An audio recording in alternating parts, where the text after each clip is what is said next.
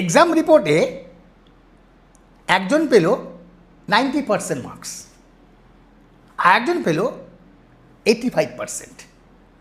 আপনার কাছে 90% মার্কসটাই মেধাবী ছাত্রের উদাহরণ, কিন্তু আপনি কি 100% কারেক্ট? কেন বলছি? তার কারণ এই যে আইএসসি, সিবিএসসি, স্টেট বোর্ড বা কলেজের যে question pattern, question work, challenge, evaluation, correction process সবটাই তো ভিন্ন, সেপারেট, আলাদা। তাহলে যে 90% পেলে সে অবশ্যই মেধাবী, 85%টা হয়তো অসাধারণ। কিন্তু দুজনকে কি করে সরাসরি তুলনা করে ফেলি বলুন তো? দুজনের মেধাকে আমি কম্পেয়ার করি কি করে?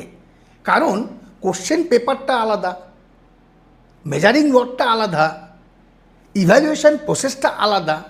তাহলে এইভাবে কি নম্বরের ভিত্তিতে, পার্সেন্টেজের ভিত্তিতে মেধাকে গুরুত্ব দেওয়া যায়?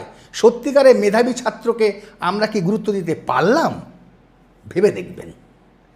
তাহলে কি করা উচিত?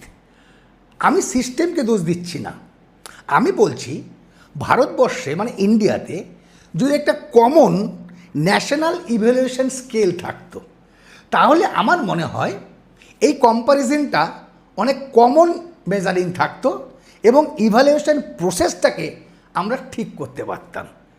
যদি আপনি ভাবেন এই ব্যাপারটা, তাহলে কমেন্টে গিয়ে ইয়েস অর নো এর মধ্যে একটি শব্দ লিখুন।